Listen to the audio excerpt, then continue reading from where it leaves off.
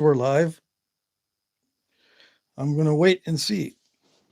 I'm going to be napping some Mookaite. I got a request to do a cahokia point, so I got a little template. I'll probably make it bigger than this on the template. I've got the microphone pretty close, so if I'm talking too loud or it interferes, let me know. Hey, Lithic and Joiner. You're the first one, yeah? This is late on the East Coast. I'm on the East Coast, okay? So it's like 10:30. Hey, Jim Main, hello. Let me know if the microphone is working because I've got it super close. I don't want to be breathing into the microphone. Anyway, I'm going to sneak in the live stream. It's Lithic Man tuning in, says Lithic Enjoyer. Okay. Tommy Taylor, live long and prosper. Yeah.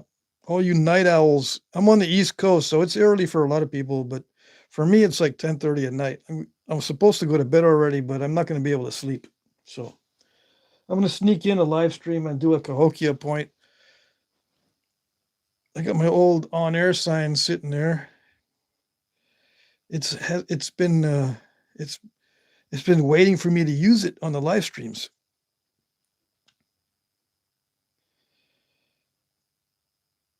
Let's see. How have you been? It's been a long time since I've tuned in. Been a bit. Yeah, I've been doing good. I'm living in Vermont now. Okay, 7:35 p.m. in California. Yeah, you guys are still early, relatively speaking. Mookaite Cahokia, yes, that's what I'm going to be doing. I'll wait for a few more people to get here. I don't expect a lot of people to tune into this live stream because it's not announced. I did not announce it, like I said I was going to. I'm not going to be able to sleep, so I might as well just do a live stream.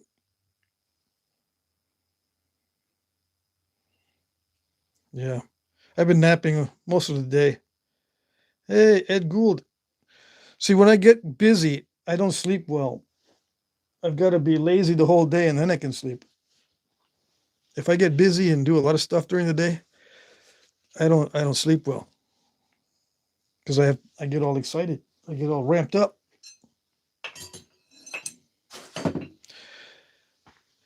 All right, let's see. So why not? Yeah, why not just do something on YouTube? Okay. So if the microphone isn't working, let me know. I always have issues with this kind of stuff. I don't know how long I'm gonna run on this live stream. We'll see. We'll see how it goes. This is Mookaite. I don't think it's heat treated. Sal has been doing his streams so early. I want to tune into them, but it's like at 5 a.m. for me. Yeah, he does do his live streams early. He's an early bird. He likes getting up early, or he has to get up early for work. Yeah, so he's used to getting up early. Me, I can set my own schedule sometimes, but sometimes, depending on my insomnia, I'll either stay up too late or wake up too early. Yeah. Ed Gould says it's even earlier for me. Yeah. I'm going to start setting alarms, says Lithic Enjoyer, just to tune in. Yeah, tune in. I do live streams on a schedule on Monday, Wednesday, Friday. And you can see the schedule in some of my videos in the description. Anyway, I'm going to do some Mookaite here. I'm napping Mookaite from Australia. I'm going to do a cahokia. I was requested to do one, but this is a little template I have that shows the average size for a cahokia. They're not very big. I'll probably make one bigger than this, than the template. I got plenty of room, so we'll see. Jim Main says, I'm in the same time zone as Sal, so I get to drink coffee and listen. Yeah, cool. It's snowing here. First time this fall, says Ed. Yeah, we got snow on the ground too, but it's like an inch or so. Not very much. And it rained on top of that just now, so it's down to about a half inch. Luckily, it stopped raining, so you don't hear that in the background.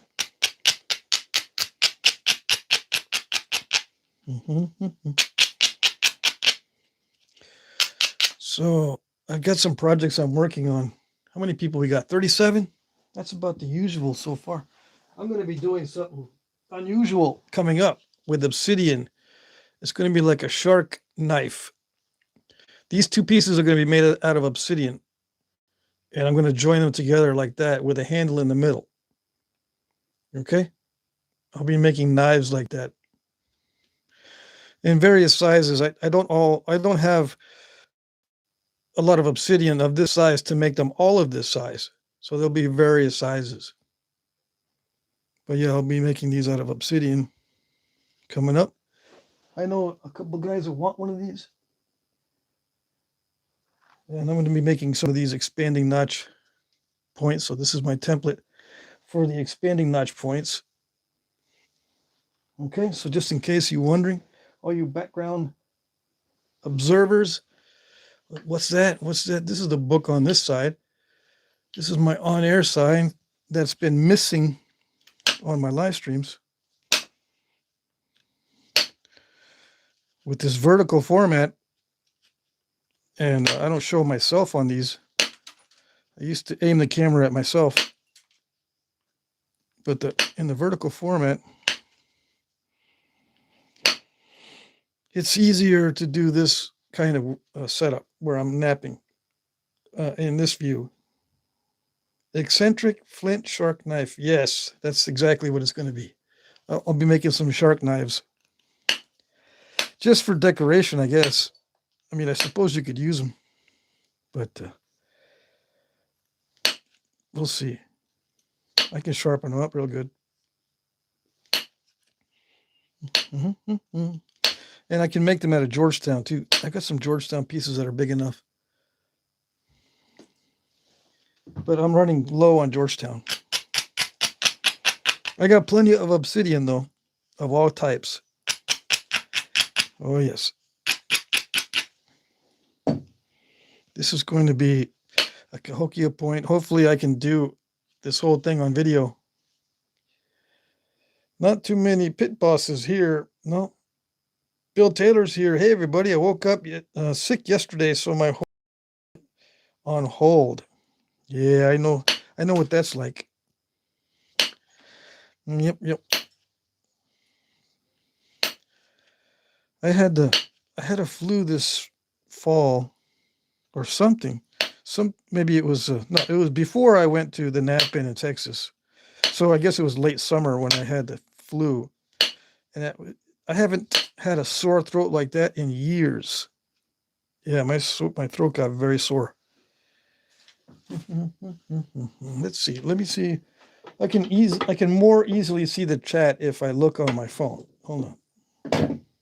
We don't have that many people, so I can chat and stuff, but not get lost in the chat. Let's see.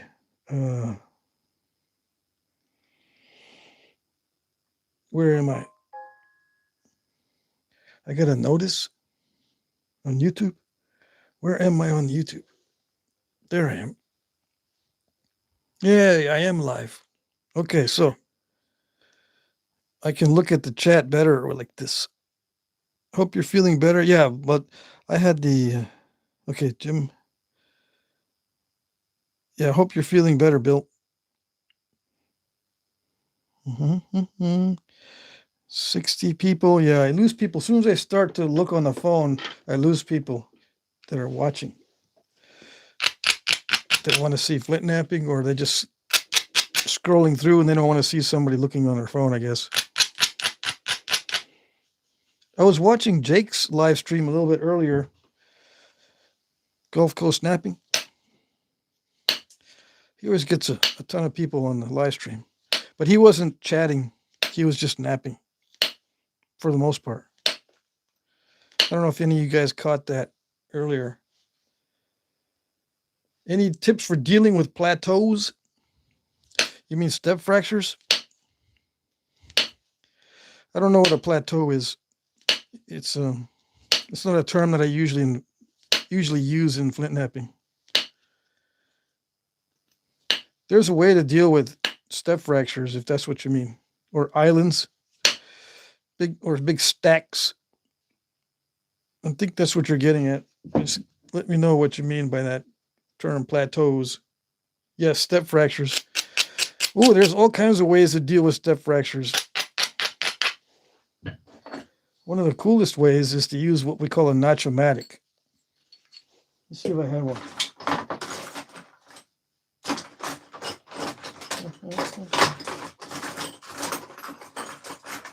Wait a second. What did I do with it? I do have a notch-o-matic, but it's the pointed one. I need the screwdriver tip one with the flathead. Anyway, you can put a notch-o-matic up against a step fracture, and it's a spring-loaded tool. And I don't know if this was going to show you, but you just put the tip of that and pull the spring, let her rip. See how that works? It works better with an actual step fracture. Let me see.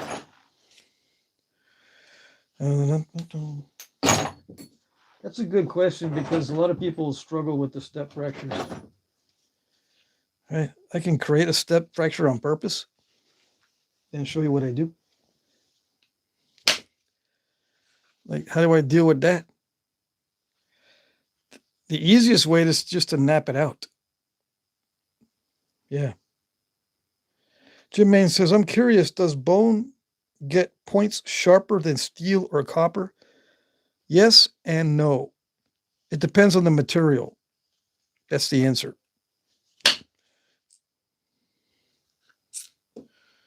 So you try to get the step fracture out by hitting on the side.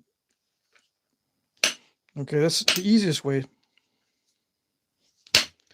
to just nap it out like that. See, you attack it from the other side. That's my tip on getting step fractures out. Now, if you can't do it that way, right? If you get a step fracture that you can't do that, you use what we call a notch-o-matic. You can get these from Ted Snyder. If you want the link, I'll give it to you in the comment section after the live stream. I don't have it available immediately, but you put that against there and you do the spring action, spring-loaded action, and it'll pop those step fractures out. But I need a different tip on this. But you can see how it knocks that step fracture. Now, sometimes it doesn't work because it'll dive in. Okay, so it doesn't always work. Now, and you can also pick them out. You can pick out step fractures. Where is it? Use the screwdriver, flathead screwdriver type tool, and you just pick it out. Like this step fracture, you just pick it out. All right, it doesn't look all that great. That's another way to do it. Sometimes it'll work really good. The best way is just to hit the step fractures from the other side. Do spring-loaded nail setters work? It's basically the same thing. Yeah, they work, but they're too explosive. Yeah, I've got one, right? Let me see, do I have it here? Those nail setters are about 10 times stronger than this thing. This is a weak spring compared to those nail setters. This is very weak. So if you have a big stubborn stack, you can use a nail set. Yeah, but on little stuff, like what I'm working on, of this size, that nail setter will blast this to pieces. Because like I said, it's 10 times stronger than this thing. Let's see, a spring punch, same thing. They're too strong for most napping. You can try it. You can buy one and try it. They're not that expensive. But especially on obsidian, you'll just destroy your work with something that powerful. Especially obsidian. The best way to do it is just nap out the step fractures. And if you watch my Watch what I do on this. If I encounter a step fracture, I'll show you what I do. Okay, I'm making a little cahokia point, so if I make a step fracture by mistake, I'll tell you what I do. Of course, if you train yourself not to get step fractures in the first place, that's even better. That's a step fracture right there, right? But that doesn't matter too much at this stage. It matters more when it's really thin. Right now, I can get that out by just running flakes from the sides when it works. That was only a small flake.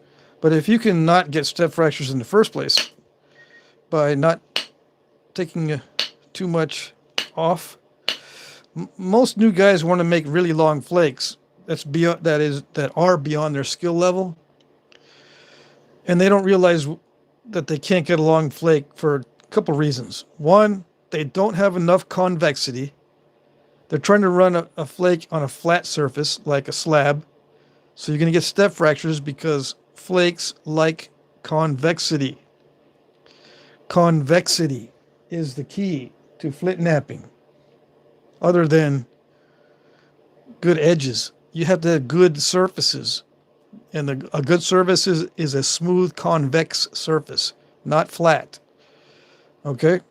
So if you can just avoid step fractures to begin with by working off of a convex surface, you don't have to deal with what I call damage control later on and trying to get rid of them.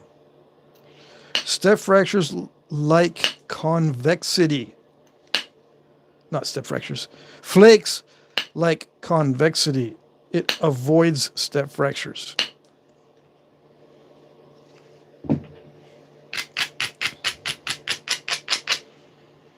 I have some arrows for hunting. Where are you out of? I'm in Vermont right now. This is where I live. I used to live in Texas, but I moved up here to the East Coast. So that's where I am right now. We have our first snowfall of the winter. Hey, Jesse, $5 super chat. Good to see you. Thank you, thank you. No comment attached to the super chat. That's okay. You don't need to comment. Although you can do a selfless plug something that you're selling. I don't care. Or something like that. Yeah. So I had a question on step fractures, so I was talking about that. I took an entire year off of flint napping as far as doing videos. I took a year off of doing flint napping on video just to focus on avoiding step fractures. Avoiding them. It took me a year to figure out how not to bite off more than I can chew. That was my problem. I was trying to do stuff beyond my skill level by trying to do flakes that were too long. Start with short flakes. Get some convexity going. Both ways. You need convexity this way and this way. And then start with shorter flakes. Do shorter flakes with no step fractures, and then work on making them longer with no step fractures until you can get past halfway. Then you don't have to work on it anymore. Once you can get past halfway, even if it's a little bit, you're done. Okay? Pretty much. You can work on advanced techniques later, but just learn to do them so they go a little bit more than halfway like this. That's all you need to thin these things down. If you try to do more or try to go beyond your skill level, you're going to run into problems. Okay? It's a good question. And yeah, I took an entire year off just to do that. Just so I can focus and, be a hermit and do nothing but avoid step fractures. I was napping, at least 8 hours a week. And that's all I would do for a whole year, is nothing but figuring out how to make flakes without step fracturing. And it doesn't always work, but I minimized my step fracturing that way. It's got to be convex. You've got to have enough edge to drive these flakes. A lot of people will knap off of very weak edges. That's also a problem. If the edge is weak, it's not going to go very well. And that's not a bad step fracture. Sometimes I leave those in. You can't do much with that. You won't be able to pick that out. It's too shallow. So you just have to hit from the other side. Why'd you stop making knives? I own one. It's awesome. Mike, are you asking me about the knives or someone else? Yeah, I stopped making knives because I could make more just by doing the points as far as money goes. I was spending a lot of time making the handles, so for no return on my investment. I have a bunch of Osage orange for handles, but I never use it nowadays because I found out that instead of making a handle, I could make a point. So I had 2 points. What was strange is if I hafted a point to a handle, I'd make the same amount as if I just make the point by itself. Of course, I was not using deer antler, so maybe that was it. Have you ever worked Millefiori? I don't know what that is. I don't know. Lithic Enjoyer, I don't know if you remember me. We had lengthy talk about different abo billets and tools, and we chatted a lot when you went live at the Knapping at Texas. Oh, okay. Dang it, let me see. Did you give me some stone? I can remember you better if I know if I attach you to some stone that you may have given me, or I don't remember the conversation with you about the abo billets. Oh, let's see. We got 92 watching.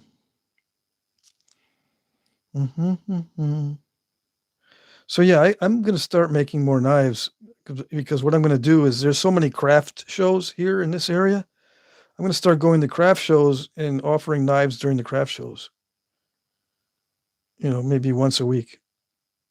I'll do an auction once a week and then I'll go to a craft show.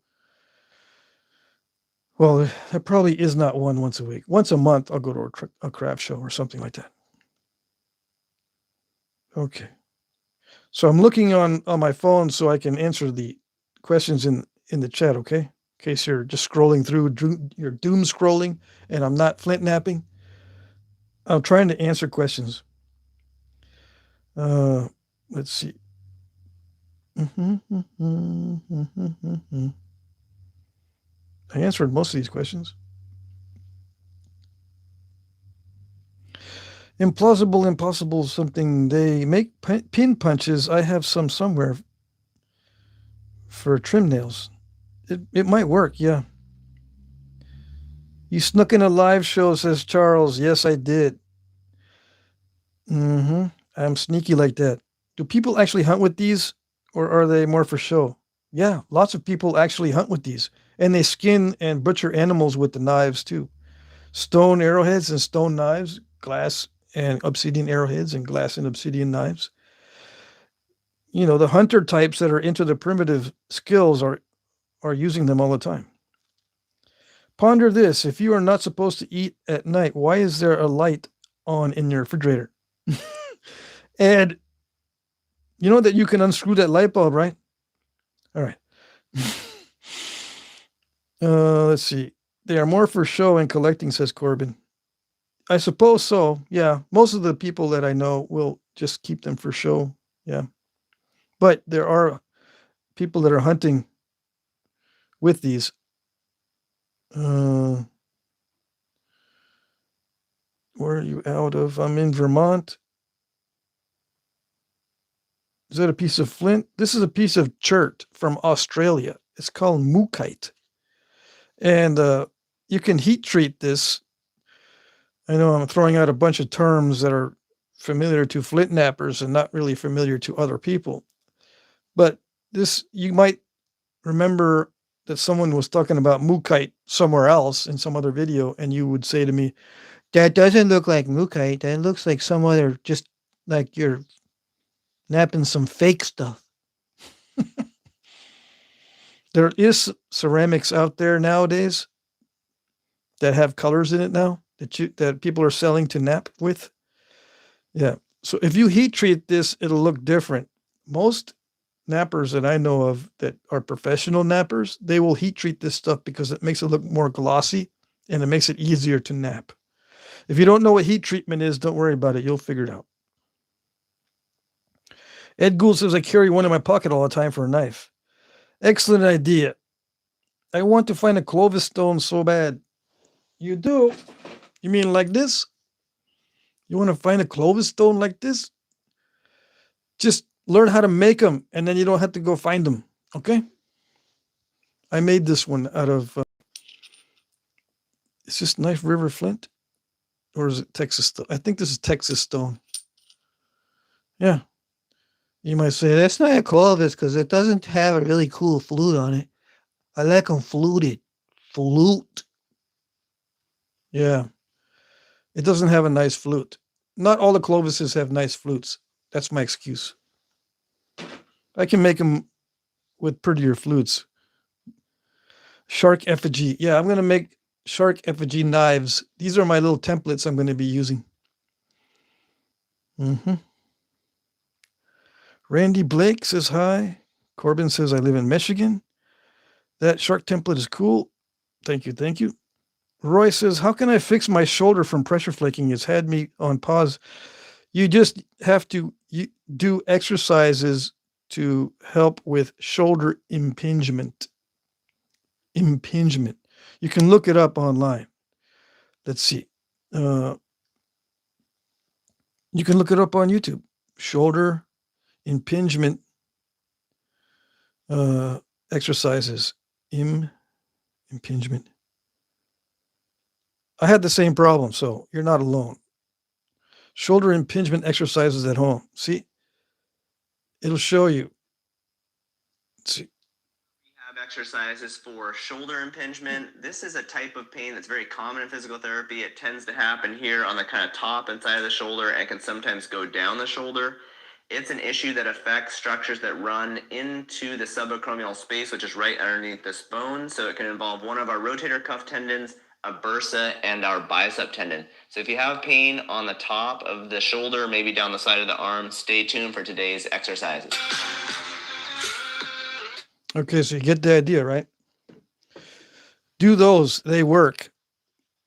Some people get completely cured just by hanging on a bar for 30 seconds and then stop and then get back on there. You know, take a break for 30 seconds, get back on for 30 seconds, take a break. Not everyone can hold onto the bar for that long, especially because of the shoulder pain. But some people get cured just by hanging on a bar, like a chin-up bar. Let's see, what else? There's more questions. Okay, hold on. I need to go back into my live stream. Questions. Okay, hold on. I need to. All right.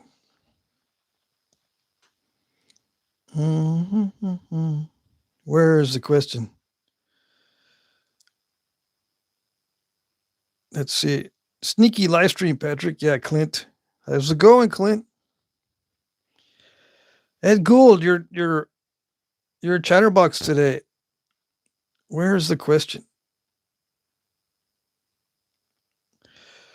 That's right, says I probably have 1,000 pounds of obsidian. Dang it. I have obsidian videos. You can watch some of those. Napping 8 hours sounds good right about now. It's too late for me to do that right now. Let's see. Somebody says, I just find those in riverbeds. You're lucky. Not everyone has access to stuff from riverbeds. Let's see. Hello from Japan. Yay. Millefiori is a kind of glass you can buy in billet form, and it's usually black and it has flowers throughout it, and it's beautiful. Oh, those billets are usually too small to make anything nice out of those. I think I know what you're talking about. Yeah, I've seen that before, but I wouldn't want to try to make a point out of it. It's relatively small and thick. Let's see. You said you were going to do Lord of the Rings points. Yeah, I will do that eventually. I've got templates already. I just haven't shown them. I'm going to make like Hobbit points and Elf points and Orc points. Oh yes.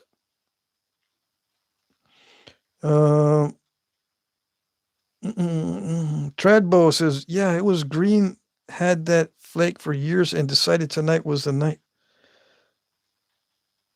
You mean you're extracting some flakes from your skin or something? I dug one out the other night from right there in my knuckle. It healed up pretty good, but I had to dig that out. That was a piece that was almost 1/8 of an inch long, stuck in there. At first, I dug out half of it, and there was still like a 1/16 of an inch left in there for about 2 years. And I said, it'll just kind of heal over and get a lump, but that's okay. But it kept bugging me when I was doing writing and drawing. So I had to dig it out a couple nights ago. Let's see.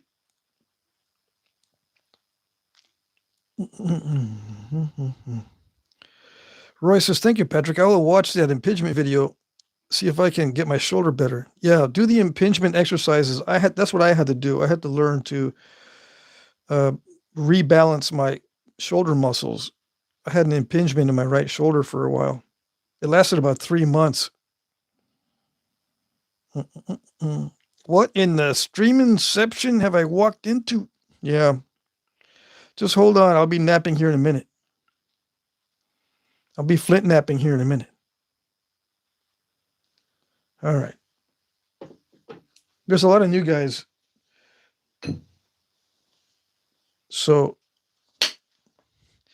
if I make a comment that only nappers can understand, just let me know and I'll try to answer a question if you have a question. What does it mean when you're trying to do damage control? Yeah. Or what are you doing? What is that? Is that like steel? No, it's a copper rod, 5/16 inch diameter. And I also use a 3/8 inch copper rod. Both of them start out at 12 inches long, but they get worn down.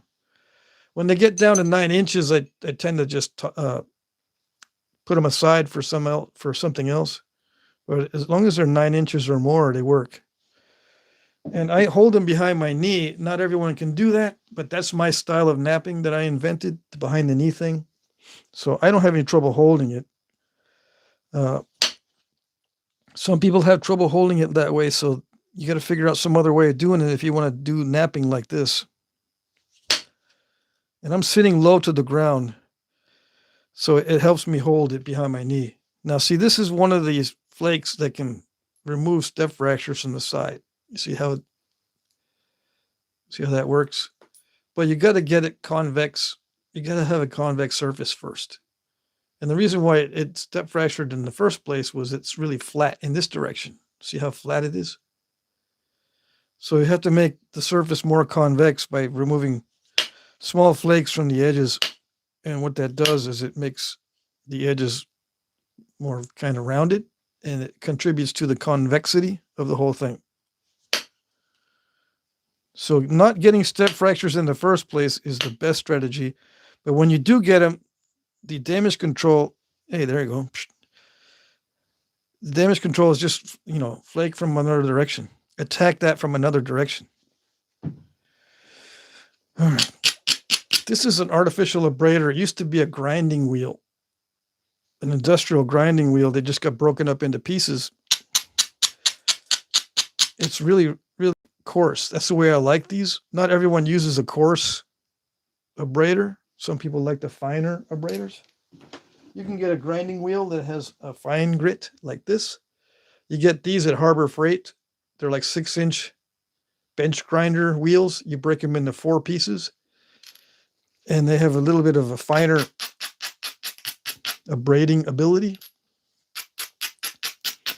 which probably works pretty good on the smaller ones. I just got used to using the really coarse one because it's fast. Let's see. Roy says, imagine people used to flint knap without videos or doctors only in a loincloth. Yeah. But they were dressed in more than loincloths unless they lived in tropical or subtropical climates. Yeah. A lot of flint napping occurred in, icy, cold circumstances over the winter. Yeah, because in the winter, what are you going to do?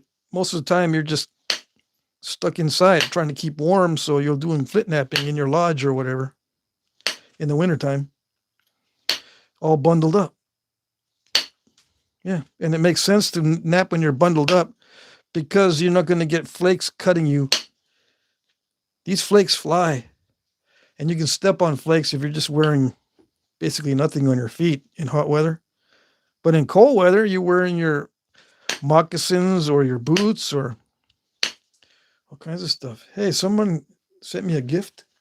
What is that gift thing that comes up?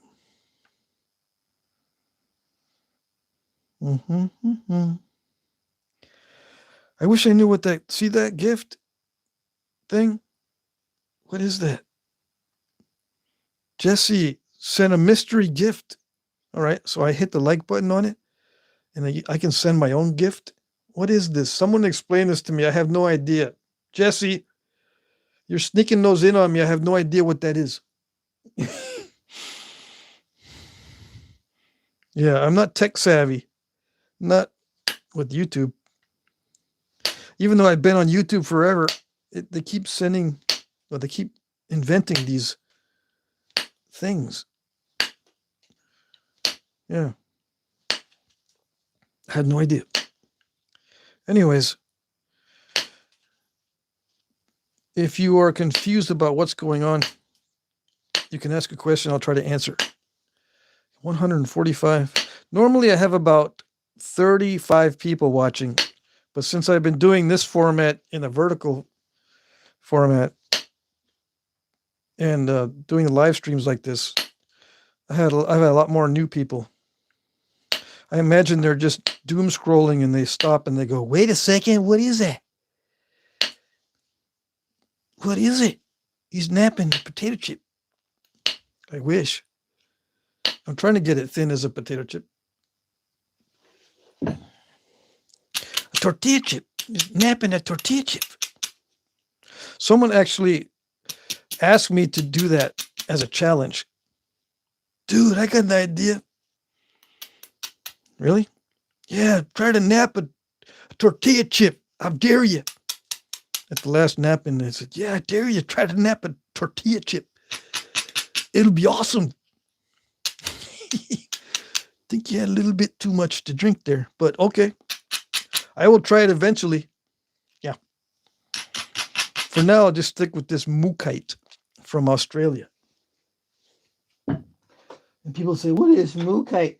You're just using so many terms. I'm going to change the channel. I don't like it. I don't like what you're doing because it's so weird. It's a weird side of YouTube. All right. I'm napping Mookaite. What is this? What is this rock? This is Texas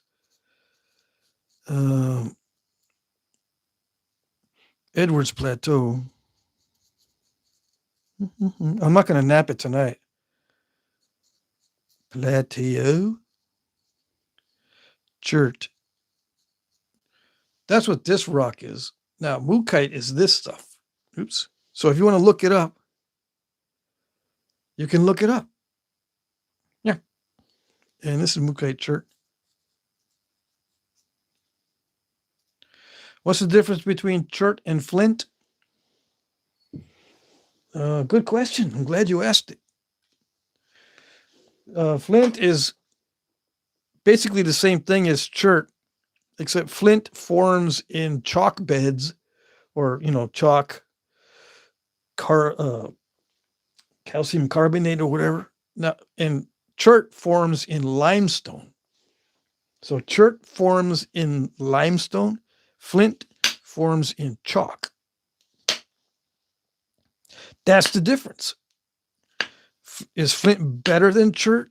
Yeah, most of the time, but not always. Sometimes the chert is even better than the flint. Oh, yes. Yeah, and new guys, how are you going to know if it's better? Guess what? You're not going to know. New guys don't know what good stuff is. They don't know what bad stuff is either. It's a real problem. So go to a nap in. Go to a nap in. What? I don't like using napkins. No, it's called a nap in. Nap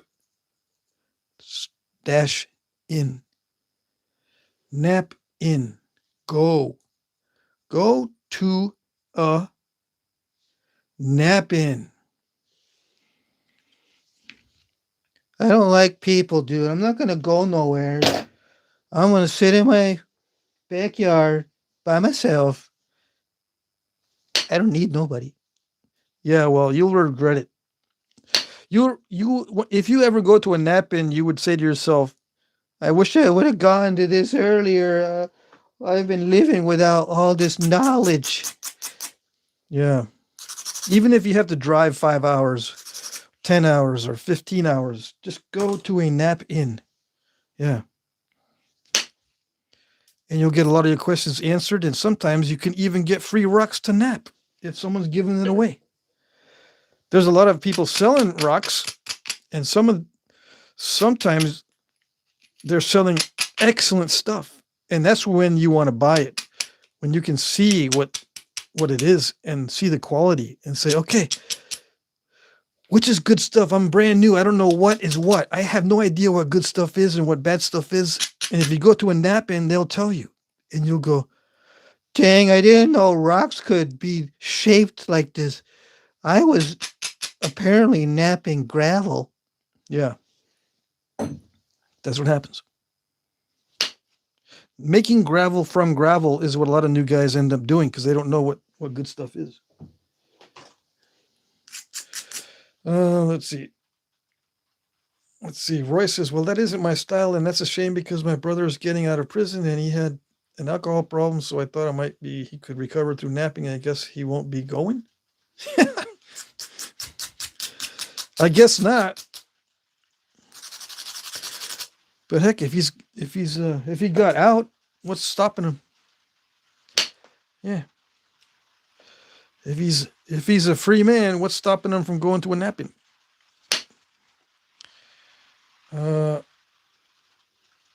Oh yeah, I won't go to a napping if people drink and be, a-holes. They drink, but they're not a-holes in most cases.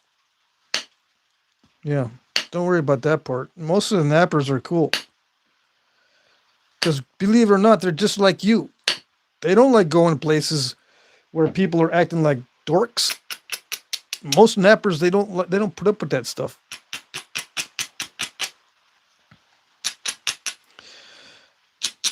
But you don't have to go. I'm just saying, it's a resource that you need to take advantage of.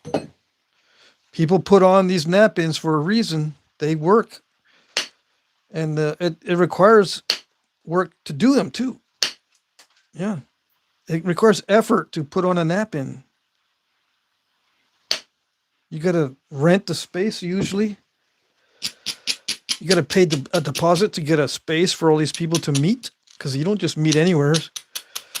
And a lot of people don't want to meet in their backyards because they don't know who's going to show up. So they rent a spot in a public park or museum or outside of a museum or somewhere. And then they invite people to attend. And there's sometimes vendors that sell stuff.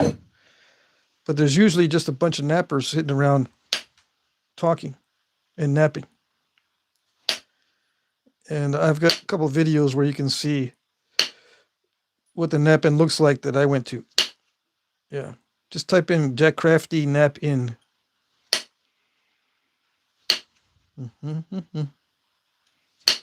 You won't regret it.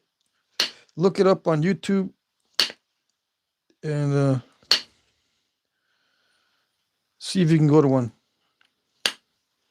Let's see. Jim Main says they're not like parties, just mostly a bunch of guys BSing and smacking rocks. Yeah, we're all just sitting smacking rocks. Let's see. I've got a list of nap-ins in my videos. I'm going to start posting the nap-ins again in my comment sections. I haven't done it in a while. I've been slacking off. Let's see. Somebody says, watch a napping today. I'm napping Mookaite. Yeah. Mookaite chert. Mookaite chert from Australia. And Edwards Plateau chert is this stuff, just in case. But don't pay attention to that right now. I'm napping Mookaite. You can take a screenshot and then look it up. It's expensive and rare. Okay, it's from Australia. Hey, Jared sent me $10. Thanks for all you do, Patrick. Well, you're welcome. Let me hit the like button. Thank you, Jared. $10 super chat. Awesome. Fantastic. Very generous. Thanks. Can this work be done on amber? No, amber will not nap like this. No, you can do it on quartz crystals, though. Just type in Jack Crafty quartz crystal. You can get quartz crystal at rock shops. It's not that easy, but you can do it. Roy says, I've seen that on video. Yeah, flake-footed. Yeah. We're talking about a guy named Danny, talking behind his back. Let's see. Roy says, I will be going to one in Tyrone next year. If they have one for Father's Day, I'll be bringing my dad along. Maybe make it a tradition. Yeah, do it. Ross Wellman, wow, live on Sunday night. Great, Patrick. Yeah, I snuck it in. I don't know how long I'm gonna be here though. Let's see. I've already been napping for 47 minutes. Oh, that's not too bad. I can go for a little bit longer. I've been talking too much. I keep losing people. Every time I start talking, I lose 50 to 100 viewers.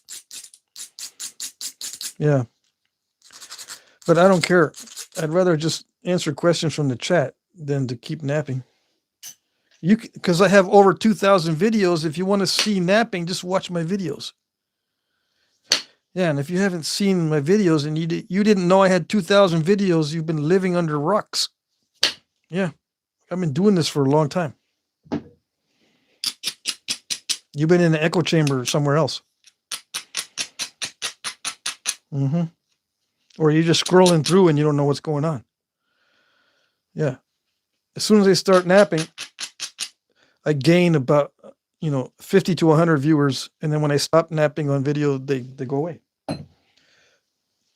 But you don't have to watch this to see napping. Just look at my other videos.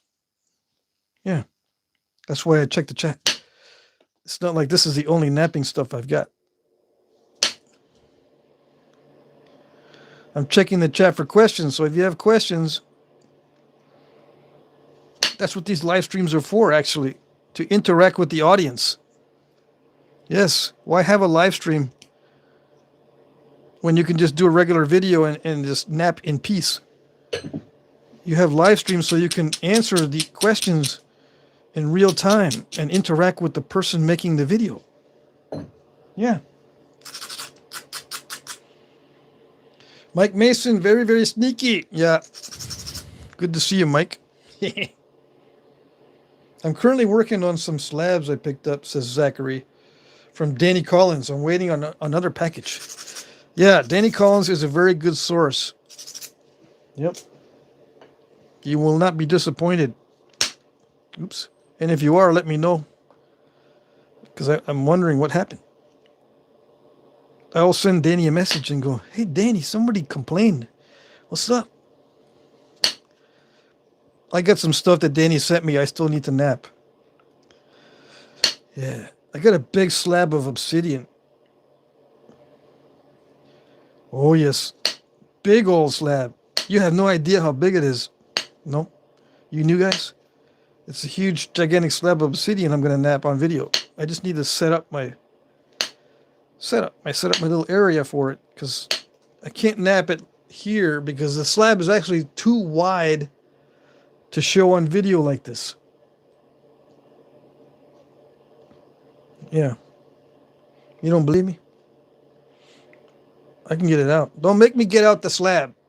No. What are the best sizes of copper rods to purchase if you have limited money? If you have limited money, don't buy copper rods. Buy steel rods. Yeah, copper's expensive. Just go to Home Depot or Lowe's and you can get 3/8 inch steel. Steel. And I think they sell 5/16 inch weldable steel rods and start using steel. It doesn't work as good as copper, but it does work. Okay, and then when you sell some arrowheads after making them with steel, then you can buy some fancy copper, or you can start a GoFundMe. Yeah, be creative. I don't know. You use your birthday money on it. Do you get birthday money still? Some of you guys are older than I'm thinking you are, and you don't get no birthday money no more. The reason why I say that, I just sent my kids a bunch of birthday money. Yeah. I have 6 children and 3 of them were born in October. Yeah. We cheated those. I have twins. Yeah, they're born in October. But anyways, yeah. So if you have extra money, save it up for your tools. The old adage that you're just as good as your tools is true. And in flint napping as well. Let's see. Zachary said, thank you. How do I buy these? I buy all my copper rods off of eBay. You just type in the size you need and they'll sell. There's various sellers that sell the copper rods, but don't buy the first one you see because some of them are too expensive. Take some time to look around for copper rods on eBay.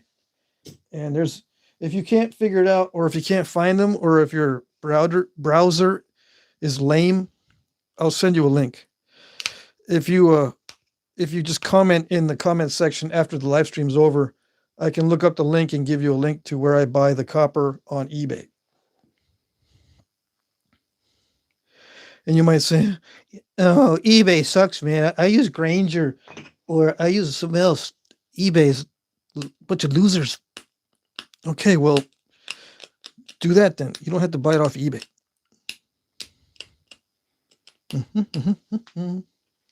How do I buy an arrowhead? I don't know what I need for those. How do I buy an arrowhead? Well, there's a lot of guys in the comments section right now that'll sell you an arrowhead. I'll sell you an arrowhead in my auction. I have an auction every Monday. They're going to cost you about $35 for an arrowhead. Okay. But you can buy just the stones and then make your own, of course, which is what I suggest. But yeah, there are people in the comments section right now that have arrowheads for sale. Anybody in the comment section that wants to sell this guy an arrowhead, just say, hey, I got one for $30 or $10 or whatever. Whatever the price is. Go ahead and do it. Some guys have their own flintnapping channels. Some guys in the comment section here have their own flintnapping channels. Okay. Let's see. What else did I miss? Why do you use copper, says Taco. I thought bone was better for this work. It's not better. Bone is a pain in the butt.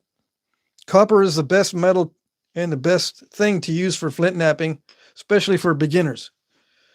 How do I know? Because I started as a napper that used nothing but antlers and bones and stones. Okay. This is my kit for natural materials. I usually have to bring them out on every video now because people ask me that question.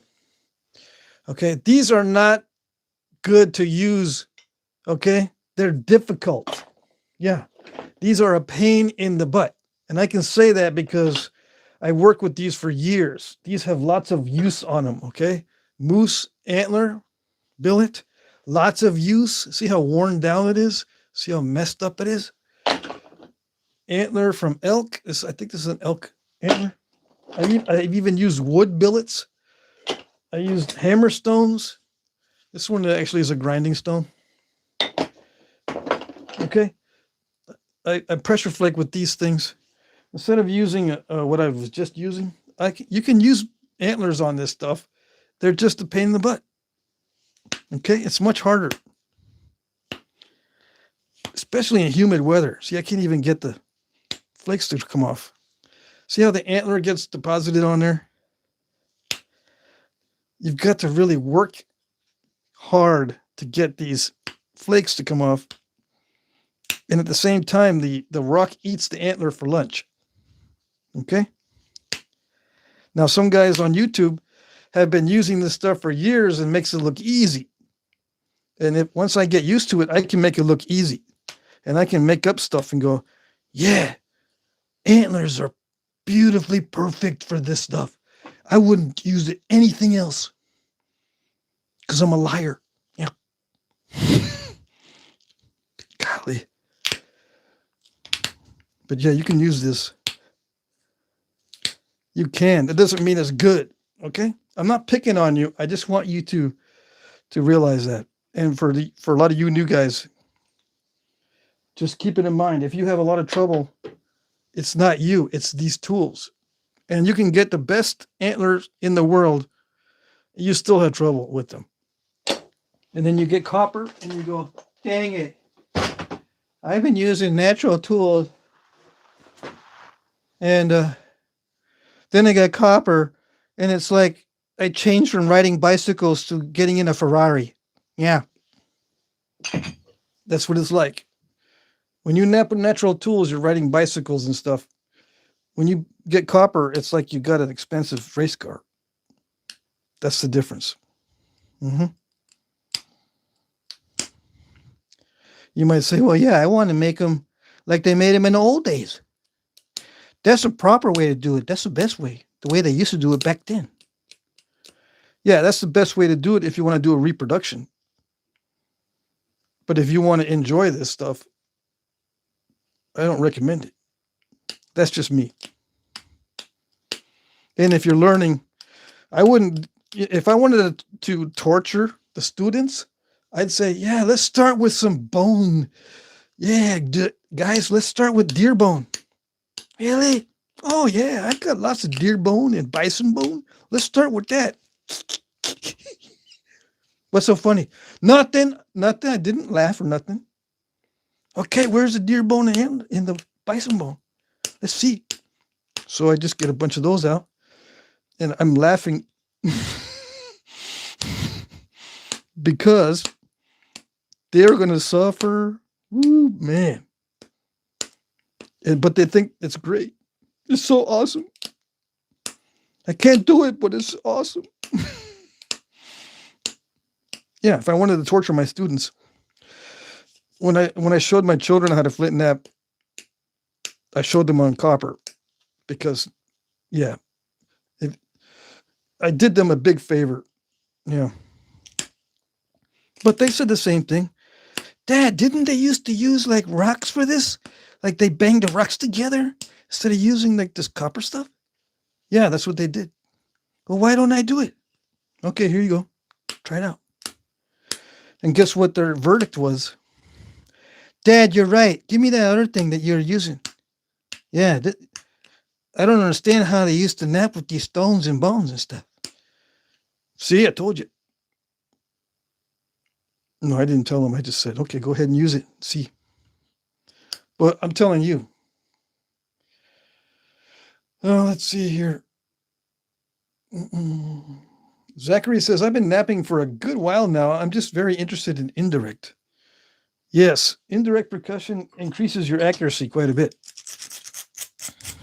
And for some people, that's all they can use because they have shoulder problems or they have arthritis in their wrists or whatever. So they use indirect percussion and do minimal pressure flaking because it just hurts to use the pressure flakers. As an example, that's one reason why people are using a lot of indirect percussion these days. Another reason is you can make big flakes like this on small pieces. See those big flakes? You can make big flakes on small pieces like this. So it doesn't look all flakery. I call it flakery when it's got too many flakes on the surface. I don't like too many flakes. Zachary says, I'm from Laguna Pueblo, New Mexico, for information. Oh, sweet. Awesome. You probably have museums and stuff, I guess. And your culture, you can draw on cultural experiences. It's awesome.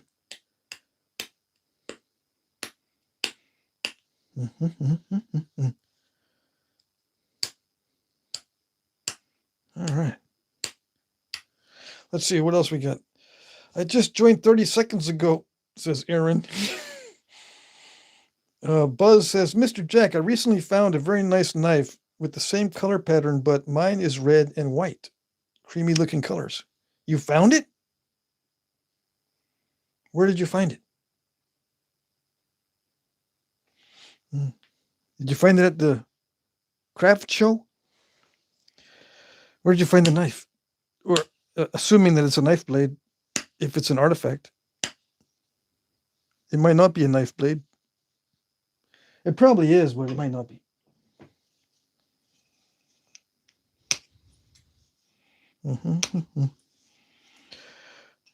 Oh yeah, and if I start goofing around, just keep in mind that a lot of times it's people find it rather cringy when I start making funny voices and talking smack. So just be warned ahead of time.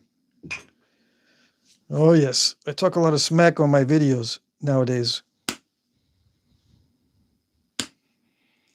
And if you're an archaeologist, hopefully you have a thick skin, because I'll talk smack about archaeologists. Yeah, no one is safe. I'll talk smack about anybody. Yeah, if they have misconceptions or whatever. Oh yes, I'll try not to pick on you in the comment section. John says, hey Patrick, just tried testing some obsidian tattoo needles and broke one off inside. If you try it, make them robust. Dang, I will definitely remember that. I will definitely remember that if I ever want to do that. Yeah, and I don't have a single tattoo at all, so I don't have to worry about it for now. Let's see. Deep says, thank you, Jack. I just discovered you. Welcome. He says, you're the king, the shaman. Well, thank you very much. I'm glad you think so. You should tell my kids that. I asked them, did you watch my video? No, Dad, I don't ever watch your videos because they're weird. Yeah. I don't know. Oh, yeah, and if you meet me in person, I don't goof around in person very much. I'm pretty much to myself. Yeah, I got split personality. One personality on video and one personality in person. You don't believe me, huh? Just wait. If you ever meet me in person, you will not be impressed. I tend to shut down around people. I'm okay on video because there's no people here except people in the chat. But if it's like one-on-one stuff, I tend to shut down, around people. I don't know if it's an autism thing or ADHD thing. Probably an autism thing. My sons have autism. And yeah, I think my ex-wife has a bit of it also. It's probably why we had so much in common, I guess. At least on that level. We don't have anything in common otherwise. Anyways, I will talk about autism and stuff on my videos. And I'll talk about ADHD because it runs in my family. My dad, definitely, I didn't know this for a long time. I was not educated in autism or ADHD growing up. I only learned about this stuff about 10 years ago because one of my sons was having a tremendous amount of trouble at school. And we had to have him diagnosed because he had terrible anxiety at school. And sure enough, he has both autism and ADHD. So I had to learn about it. My other son, which is a twin, I have twin sons, also has autism and ADHD, but it expresses itself slightly differently. My other son is not really, doesn't have anxiety around people that much. Yeah, he's more social. He has anxiety about other things, and they get anxiety about their research. Yeah, they're always asking me questions. So I had to research philosophy and stuff because they were constantly asking me about politics and philosophy. Yeah, so I had to get educated on that and about autism, all kinds of stuff. Your life changes when you have kids, believe me. I just put in a curve a little bit. I need to straighten that curve out. Let's see. Call Richie still smoke cigars? Yeah, once in a while, I'll smoke the cigars around my friends. When I'm by myself, I might have one every now and then just because maybe I'm stressed out about something. I'll just smoke a part of a cigar. I'll smoke like 1/3 of it. And then it kind of helps me relax, yeah. I don't want to get cancer, so I don't smoke them a lot. And besides, I have a little bit of an allergic reaction to tobacco, so there's that. You know, I get all itchy. So yeah, you can use indirect percussion on small points and big points, in case you don't know. The other day, I don't know who said this. Maybe it was Danny Collins, or maybe it was Jake. Somebody said they didn't realize that you can do indirect percussion on large points. And I said, yeah, of course. Just scale it up, get bigger tools, and you can use indirect percussion on really big stuff. But I like the way it looks on the small stuff as well as the big stuff. I don't knap big stuff very often. Well, I try not to. I've been napping big stuff lately because it sells very well. I have a flint napping business now where I did not start that way. I started as a flint napper who did it because of depression, to help with my depression, to get me into doing something more productive than stuff I was doing at work. At work, it was just never-ending stress for years. So I got into something to alleviate my depression, something I could be proud of doing, and actually accomplish something without having to worry about deadlines or whatever, and without heavy criticism, that sort of thing. I was a draftsman, a computer-aided draftsman for years, sitting behind a desk, and the more experience I got, the more difficult jobs they would assign to me. I eventually ended up in an engineer position at my last job, and that burnt me completely out. Yeah. Now I understand why the engineering field is full of people who are former engineers. Oh, yes. Highly stressful job. Anyways, I'm very familiar with deadlines and trying to get things done and pushing myself to the limit, all that kind of good stuff. But it gets old. Yeah. It gets very old. So what do I do now? See, I've got step fractures now. So what do I do? Was it off screen? Sometimes I get down here and you can't see it because the words are in the way from the chat. Let's see. Yeah, I can't fix that. Yeah, this is Mookaite. Deep says it's is it Mookaite? Yeah, see. You spell it like this, though. If you look it up on Google or whatever, it has an A there. Mookaite chert.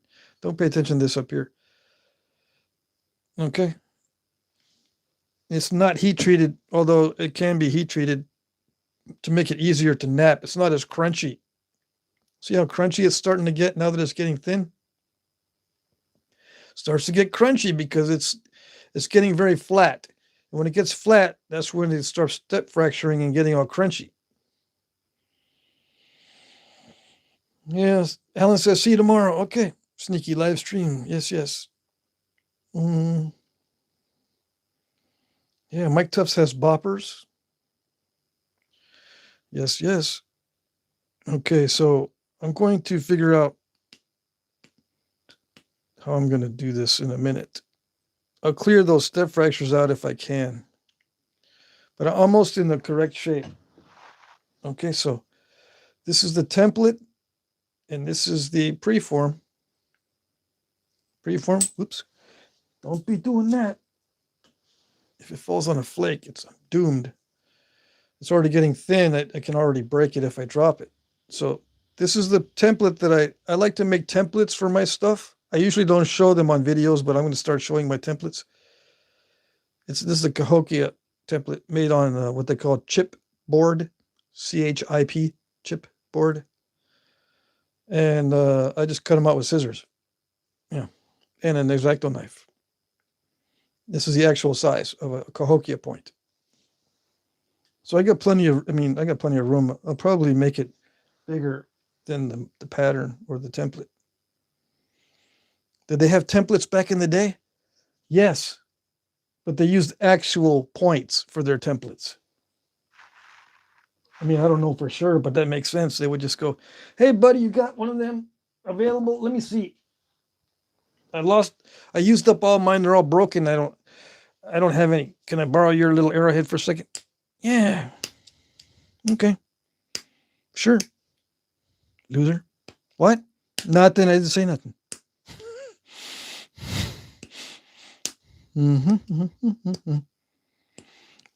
Actually, I actually heard an archaeologist say that back in the day, they didn't have the luxury of books to look up different point styles, blah, blah, blah. I mean,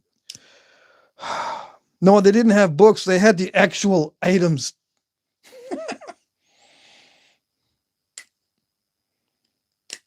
There was a discussion about mental templates or something. What did they have up in their heads when they're making these points? And keep in mind also that back in the day, they only made 1 or 2 different styles of points for their whole life. So the guys making cahokia points, that's all they did. That just cahokia points for years and years and years and years. And maybe once in a while they'd make something else, like a knife or something. But yeah, just cahokia point their whole life. That's it. 1 style of point, which is a totally different mindset than what we do now. Nowadays, we're familiar with hundreds of different types, and we make many different types. And we're expected to make many different types, or we're not considered an expert unless we can make many different types well. It's totally a different world than it used to be. Okay? You can get pretty good at making these things with cruddy tools like the natural tools. If this is the only thing you make your whole life, just 1 style of point your whole life, you can get pretty good.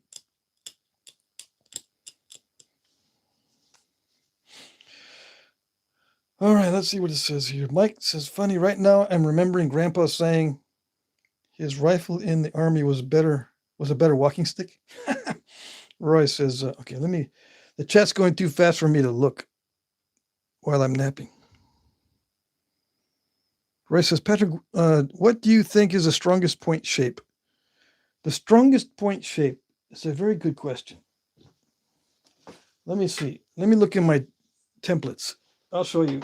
I have an idea of what the strongest point shape is. Yes, I do.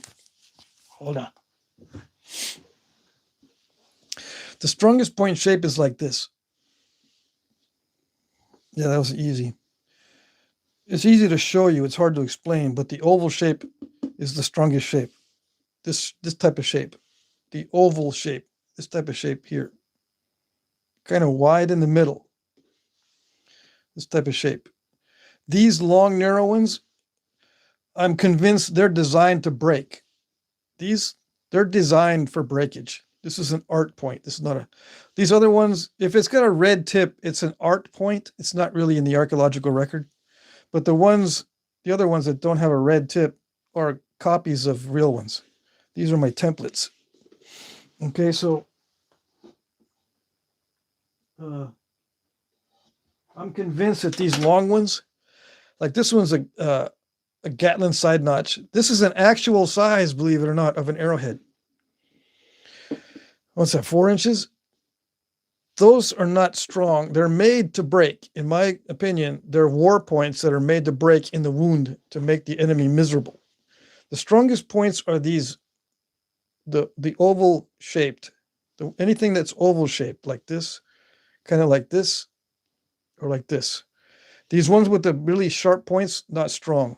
The ones with the notches that have narrow necks, not strong. Okay? This is a strong point. This is a strong point. You get the idea? This is a strong point.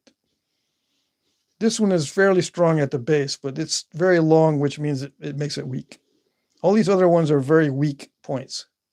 That one's a strong point here because it's kind of beefy. Okay? It doesn't have a really sharp point. It doesn't have deep notches, so the neck is strong. That's a strong point there. Okay? It just, just common sense. Okay. And yeah, you can find just the basic triangle is the best. Just like this, you can haft this to an arrow, and this is the best, strongest shape. Yeah. Adding notches and all that is just a little bit of a bonus, makes it a little bit easier to haft it. But you don't need notches. We don't need stinking notches. No. How do you haft it without the notches? You just make the whole bottom part of the arrowhead, the stem. This is the stem. If you don't have no notches, this is the stem here. Like the lower third is where you wrap it. And yeah, there's a lot of wrapping going on, but that's what they used to do. You just make it a little more narrow if you don't want the stem that wide. If it has no notches, the entire bottom thing is this. That's the stem. You just wrap the whole thing, and just upper 2/3 is exposed. How do I know? Because I've seen the artifacts that are wrapped like that.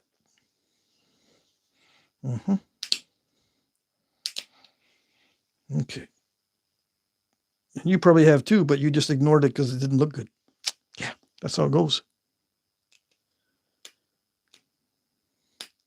Yeah, I've seen those in museums, but they were kind of cruddy looking, so I didn't think they were any good.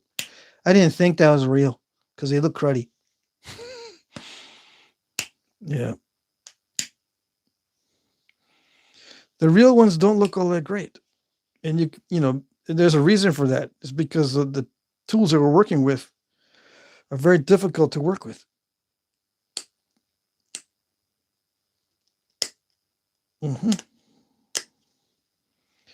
So you see, can you see what I'm doing on the tip?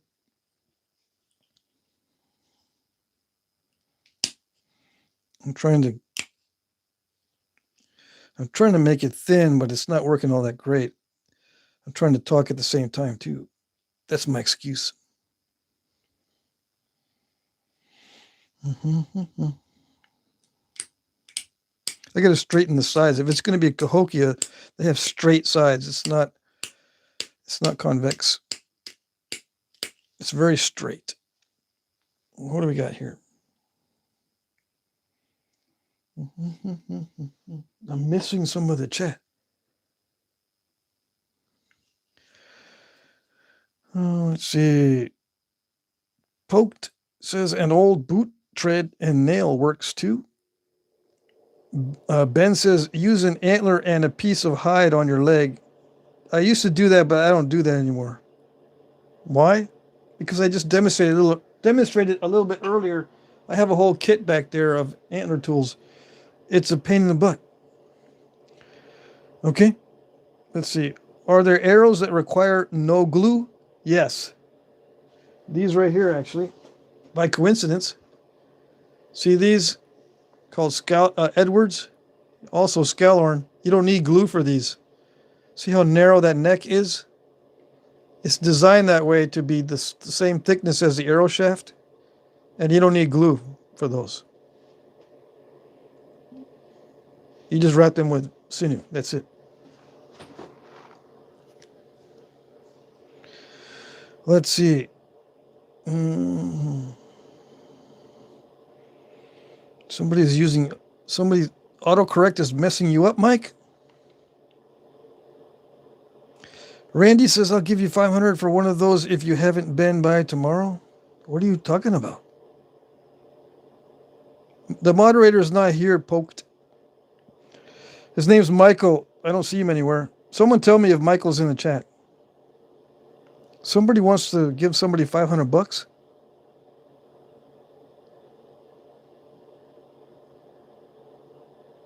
If you want me to make something for you for that much, just send me an email to jackcrafty2@gmail.com. But you don't need to spend that much. That's way too much money. Roy says, Patrick, could you make a plaque labeled like that for sale? What, like this? You want one of these?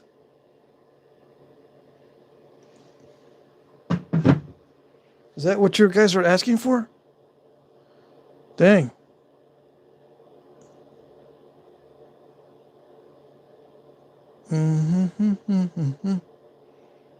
Let me know if you want to talk about that kind of stuff. Send me an email to jackcrafty2@gmail.com. If you're not pulling my leg, or if I'm understanding you correctly, I might be able to work something out for you. But I'm usually very busy with other projects, so I might not get to it right away.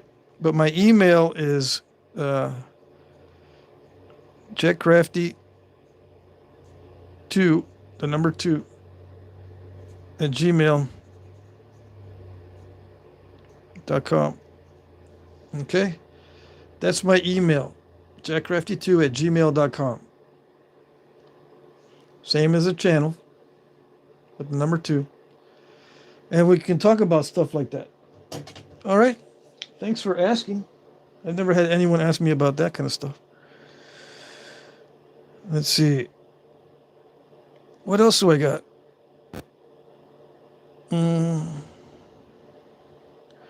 Poked is, it's me, Hippie Mike. Hippie Mike. I know you. Why are you called Poked?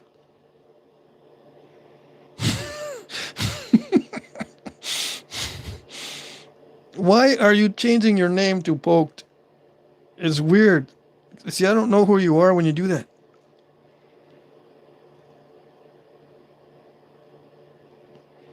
Yeah, Hippie Mike, just send me an email. You got arrested and beat a charge of trespassing? Mike? Okay, Jim Main says that my moderator, is not in the chat. So hopefully we don't get no trolls or Fruit Loops in the chat. I haven't seen anything bad. Robert says, that is cool. How sharp can you get them? I can get them sharp enough to poke your eye out. Yep. You know any good napping jokes?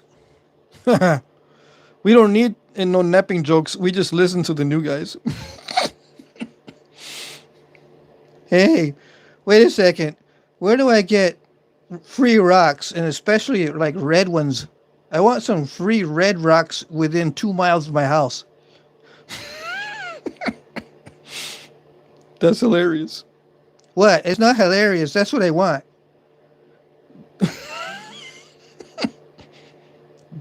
The new guys are the Flintnapping jokes.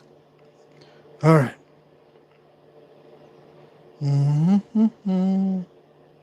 Roy says, I have a canvas map of all the native cultures in the USA, but it's a tiny version. I got a book on native cultures in the USA.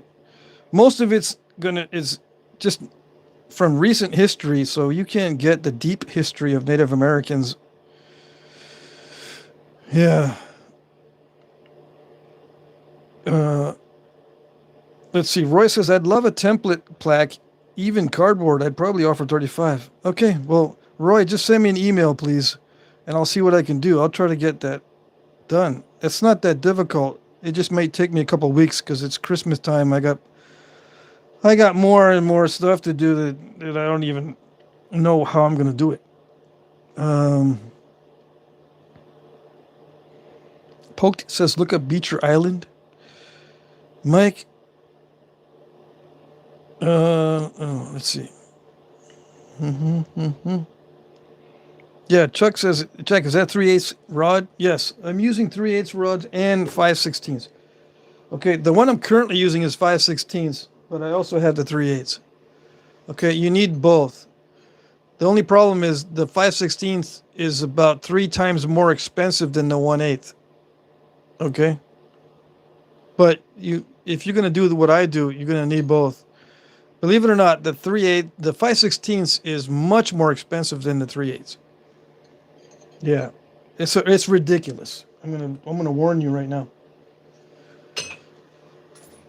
Yeah, so break your piggy bank. Get your piggy bank out, drop it on the floor, break it out, and get all your pennies because it's going to cost you a bunch.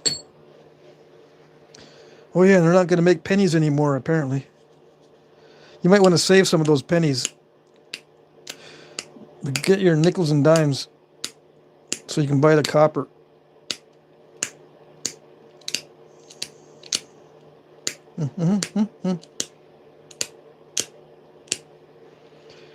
Let's see. Roy says, I'd hate to forget and waste your time, but it's been on my mind. Yeah, don't worry. Just send me an email. If you're talking to me, don't worry about wasting my time. Just send me an email. I'll get to it.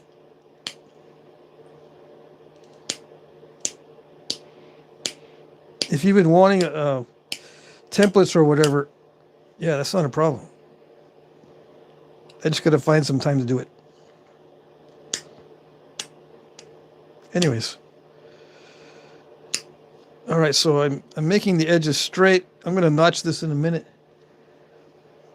How long have I been talking? An hour and a half? Dang it.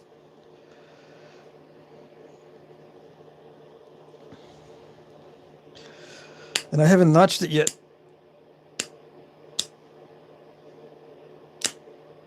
I'll notch it in a minute. Come on.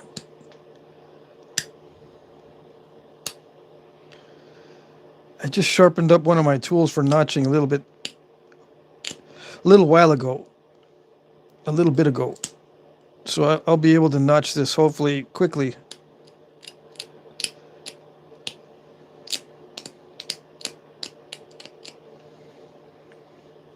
I got 30 minutes to finish this up. I don't know if I can do it.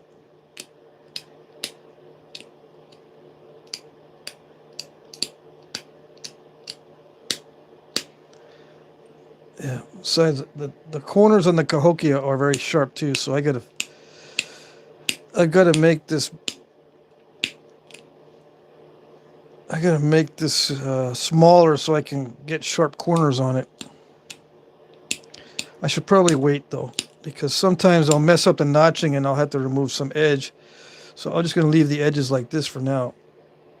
These corners, I mean, leave those corners like that for now, and then get them pointy later. Is it thin enough for notching? It is thin enough for notching if I make the notches wide.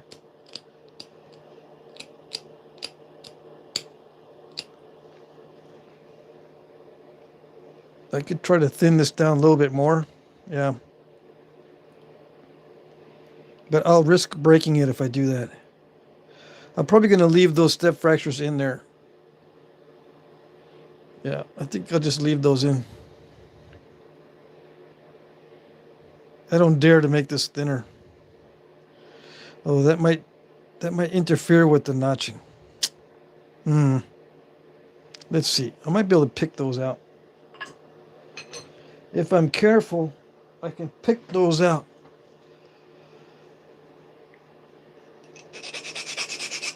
Chuck says, let's see. Chuck said, nice job getting that thin and not breaking it. Yeah, well, just gotta still keep my fingers crossed because it's not over. Yeah. It's not over till it's over. And I've been known to jinx myself by saying, oh, okay, it's not going to break now. Yeah. I got the hard part done. There's no much more to do on it. Everything's cool. Yeah, I wish. Let's see.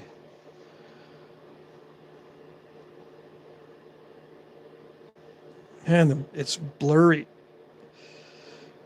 I can get it thinner, believe it or not, but I don't know if I want to take the risk.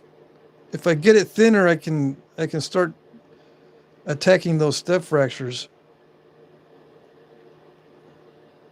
But it's a big risk. Yeah.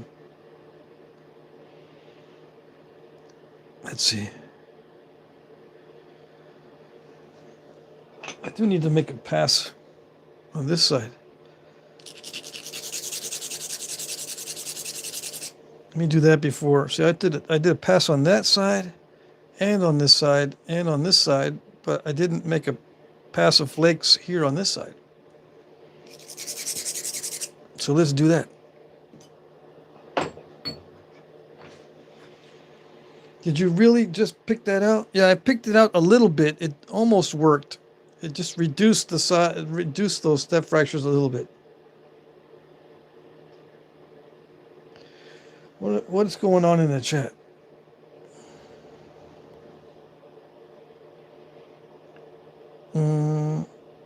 Let's see. Roy says, it's so cold here in Pennsylvania, I'm going to tuck my socks in my pillowcase to keep them warm for the morning. Just wear the socks. You guys are funny. Is it sharp enough to make my wife go away forever? Well, that's debatable. Yeah.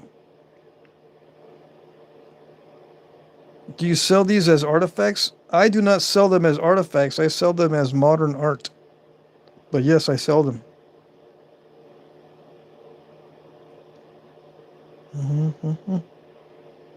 Roy says, my brother is part Blackfoot Indian. Awesome. I'm like 11% Native American, and the geneticist at 23andMe says I'm Pueblo Indian. Almost 1/8 Pueblo Indian. Probably from my mom's side. I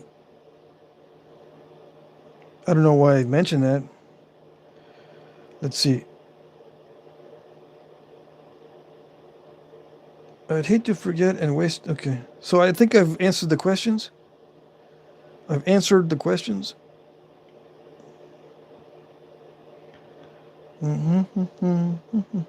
Yeah. I know somebody else saying the word inception. Yeah, it's technology is great, huh? You get to see unlimited phones. When I check my phone for the chat, it's like looking in a mirror with another mirror. You see an infinite number of mirrors.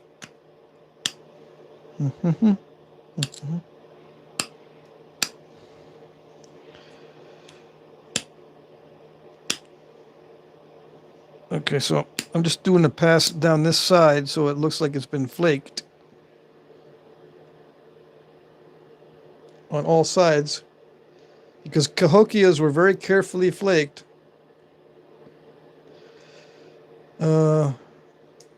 Actually, I didn't need to do this side. I need to do this side. This is the side that doesn't have very many flakes. Yeah.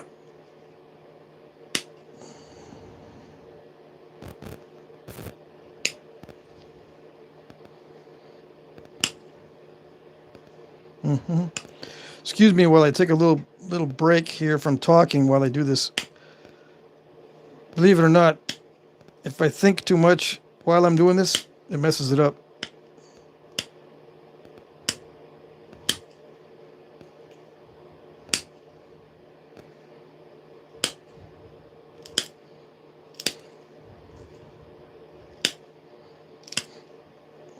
Okay, so I did a pass of flakes down this side. Yeah. Now I can notch it and get this done.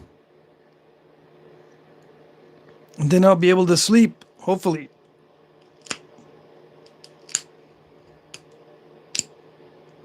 I just see some dull spots. Hold on. I'm crushing the dull spot. Story of my life. There it goes. Sometimes I'll see a dull spot, then I'll end up crushing it or messing it up.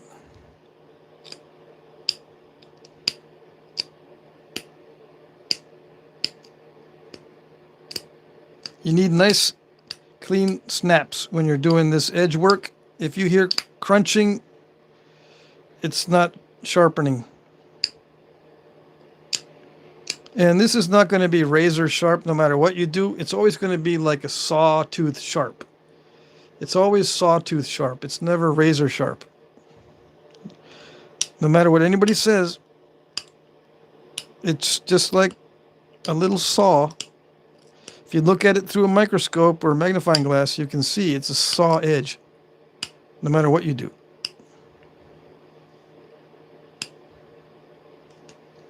But it cuts flesh well. Oh yes. Don't worry about that. It's very effective. Especially at the speeds these things are traveling when they hit the target.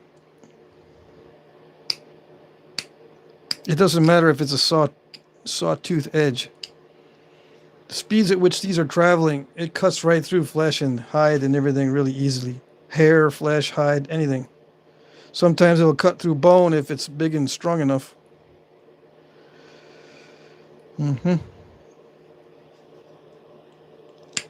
Yeah, live bone is not as hard as live bone is not as hard as dried bone. That's from a dead animal. Live bone has some flexibility to it, and it's a little bit softer. And this arrowheads have been known to penetrate through the rib bones themselves, as an example.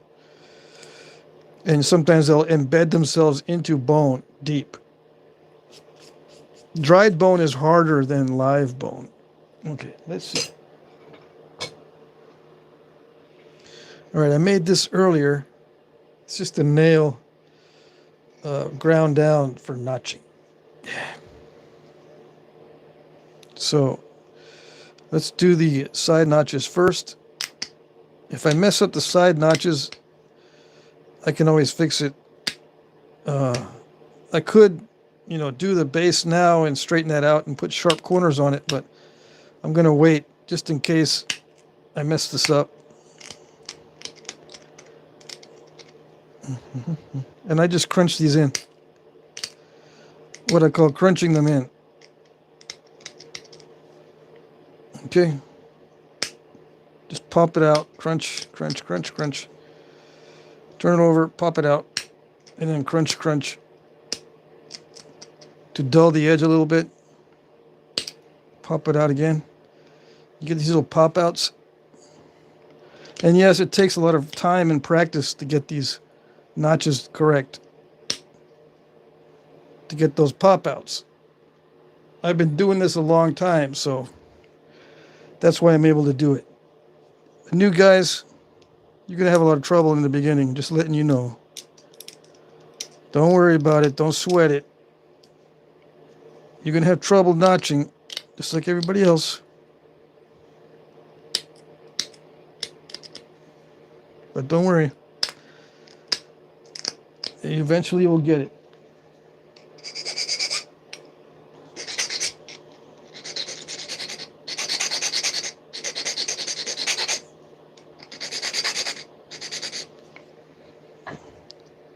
It's not like other crafts where once you see it, you can do it. Flint napping is not like that. You, as a new guy, you can see it, but you won't be able to do it. You can see it and understand it, but doing it is a whole different ballgame.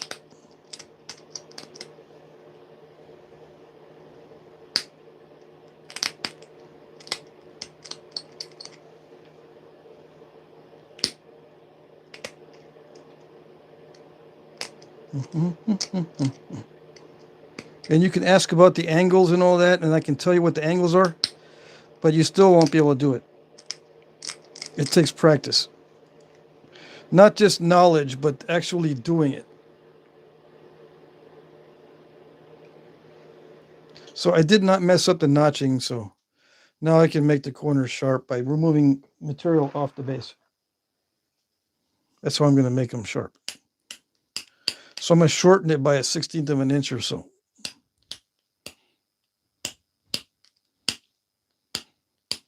Yeah, the heater turned off. Hopefully that was not bugging anybody. What did I miss? Well, not that. Let's see. Snappy Snap is coming. Yeah, we're almost done. It's past midnight. Hey, Gulf Coast Knapping is here. Jake is here. I was watching your live stream earlier. You're working on a big point, as usual. Oh, yes. Austin says, to be honest, I think most crafts are like that. Some are just harder to master. Well, I do a lot of different crafts. Usually, if I see something being done, I can do it without practice, except for stuff like flint napping or any other kind of sport. I consider flint napping more of a sport than a craft. Let's see. Fort Collins. Jesse says, how much native are you, brother? I'm like 1/8 Pueblo Indian, if you're talking to me. Let's see.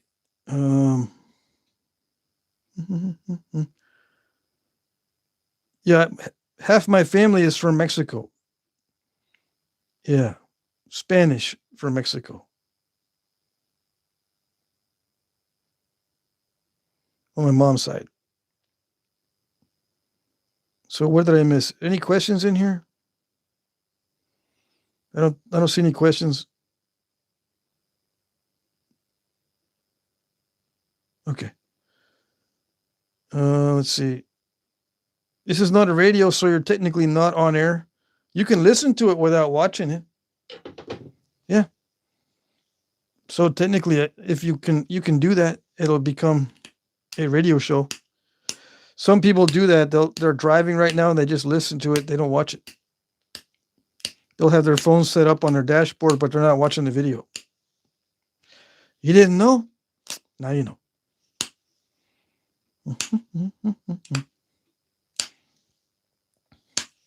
Besides, if it's just a radio with no viewer, with no video, how do you know there's an on-air sign if it's just radio? How do you know there's an on-air sign? Riddle me that, Batman. Yeah. Yeah, I can see the on-air sign on the radio because it's got a video too. Well, isn't that what I'm doing? No. I thought that's what I was doing. Otherwise, you couldn't see the on-air sign on the radio without the video. Anyways, I think he was just joking, but I'm trying to be a wise Alec. Yes. I'm good at that. It's a gift. Okay. No, I think it's called being a dumbass. Okay, it's called being a dumbass. Whatever. Oh, dang. I crunched it. I'm trying to thin down the base right now because I'm going to put a notch right in the middle. It's risky because I could snap it across the neck if I'm not careful. If I apply too much force to thin this, I could snap I can snap the neck on this poor little point. Snap its neck. Mm-hmm. Mm-hmm. Mm-hmm. Okay. It's getting crunchy. If I don't grind it down, it gets crunchy. So let me just prepare for the grinding here. Hold on. I remounted the microphone, so it might be too close to my mouth. So hopefully when I review this video, it won't sound like I'm a mouth breather. Yeah, hopefully.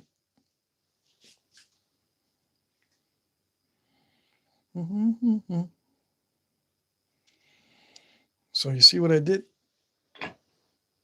Could you see it? I got to thin down this base. It's still too thick for arrowhead. How do I know? I got some foreshafts. I got 2 arrow foreshafts. I got that'll dart foreshafts also. But let's try it on this. Yeah, it's too thick. See that? Still too thick, although it might fit in this one. No, it's still kind of thick for this one too. So I had to thin down the base. That's how I know. I have little templates for everything. And yeah, I make arrows.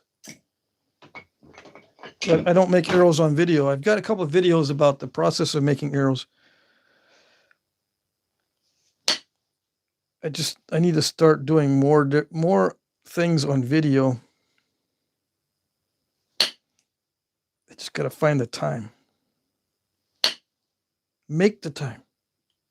Yeah, okay. I just need to make the time.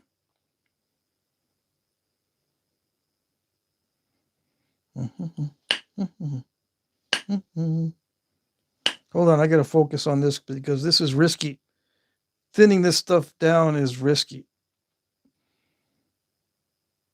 Some people might say, how are you doing that? Whenever I hit the base like that, I always break it. Yeah, I always used to break it too, so don't worry. You just have to know the limits of the stone. And it's not always that easy. It's easier said than done. I could break it at any time right now. I'm taking risks.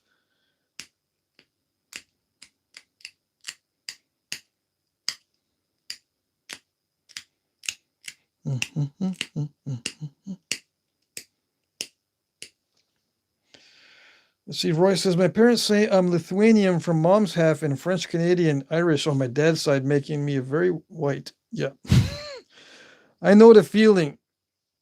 I am Spanish from Spain. My last name is German. I'm also German and Irish on my dad's side. My dad is German and Irish. My mom is Spanish from Spain and Native American. So yeah.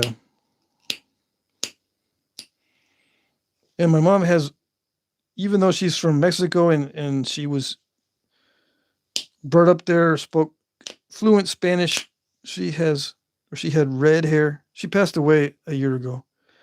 She had red hair, believe it or not. Okay. Dark red, like auburn color hair. Very unusual. Let's see. Yeah, see, it fits.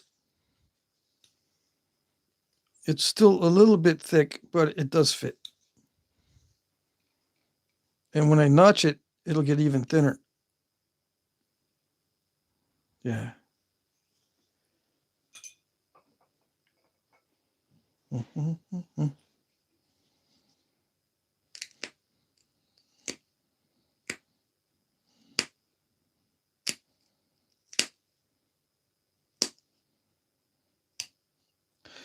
I'm still trying to thin that down because it's going to be a pain to notch it. And if it still has a thick spot here in the middle, I need to make that a little bit thinner before I notch it. And if I don't grind it, it's going to crush. Yeah, like that. Yeah, like that. Okay, let's see. It's a little bit better. It's still a little bit thick for this particular foreshaft. But I'm going to stop napping because I need to go to sleep. Okay, so it's almost fitting. How about this one here? Yeah, this one fits. It fits better than this one. And this is how I would haft it, with the top of the wood at the top of the notches. And then when you wrap it, the wrapping goes over the top of the wood. That's the way it is on artifacts. They don't have wood sticking out usually. Now, if you look at some of the books, yeah, like some of the Apache arrows, they do have the wood sticking out past the wrapping. But most cultures would wrap over the wood and not leave wood sticking out. But some cultures do leave the wood sticking out past the wrappings. But the way I would do it is the top of the wood matches the top of the notches, and you just wrap it there. Okay, over the top of the wood. You know, of course, crisscross and then down the shaft too. All right. So let's do the notch. Yeah, let us do it.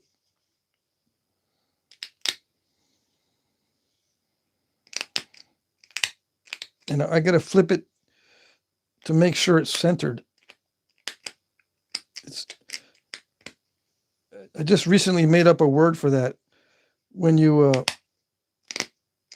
think you're in the middle,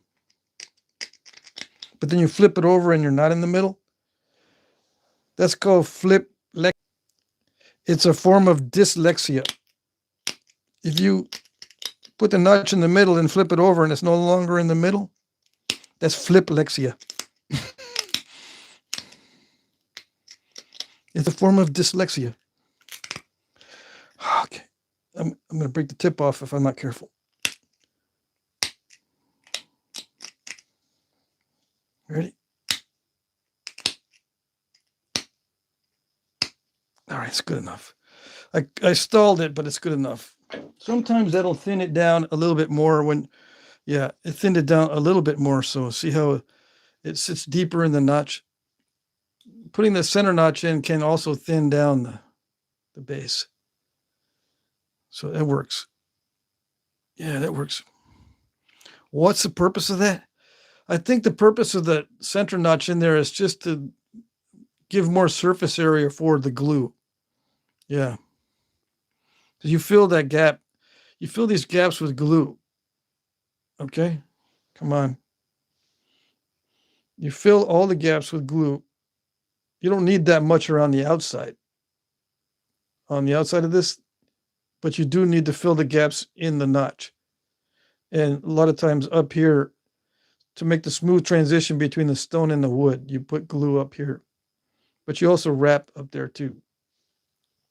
And you sand down this wood as well. This wood is not sanded down very much, so it's still sticking out. But what you do is you sand it down. Where's my sandpaper? Thank you. Dude, you got rocks. Just use a rock. Okay, fine. This is my sanding rock. No, this is not my sanding rock. This is my sanding rock. Yeah. Just sand it. Yes. I think it's all gummed up on that side. I was sanding some antler earlier and it just gums up the sanding rock.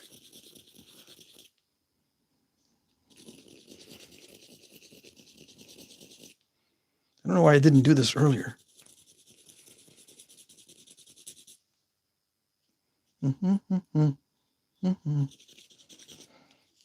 The sanding rock gets gummed up quickly. You got to wash it. That's another thing about natural tools. It's just too much maintenance. I got to wash my sanding rock to get all the antler bits out. And then I got to get the sawdust out from this particular operation.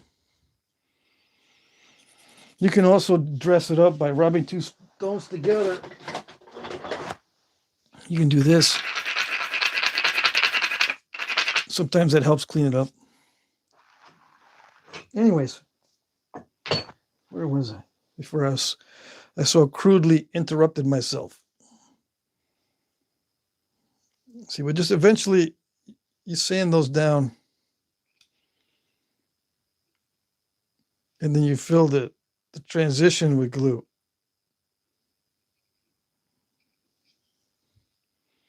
Yeah.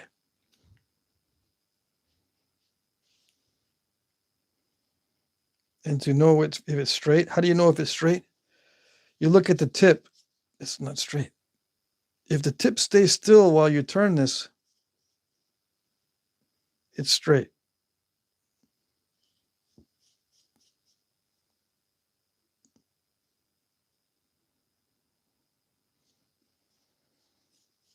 See how the tip stands still when you turn this? Or the tip doesn't move very much? The tip, not this down here, this up here. It stays in one place. That's how you know it's on straight when you turn this. See that? It's straight. Okay? You don't stick it on a table and then do the drill thing like they used to. When I first started napping, these guys were putting their arrowheads on the table and twisting it like that, or just putting this down on something. You know what that does? That dulls the tip. Bunch of dum-dums. All right. Back in the day, there were a bunch of dum-dums. Not you guys. All right, so that's it. Do I want to make those notches deeper? No, I don't want to. I could, but I don't want to. How would you make them deeper? Like especially where I stalled the bottom notch. You can use a file to file one side to get that angle and get it thinner, and then pop out a flake. And maybe you can,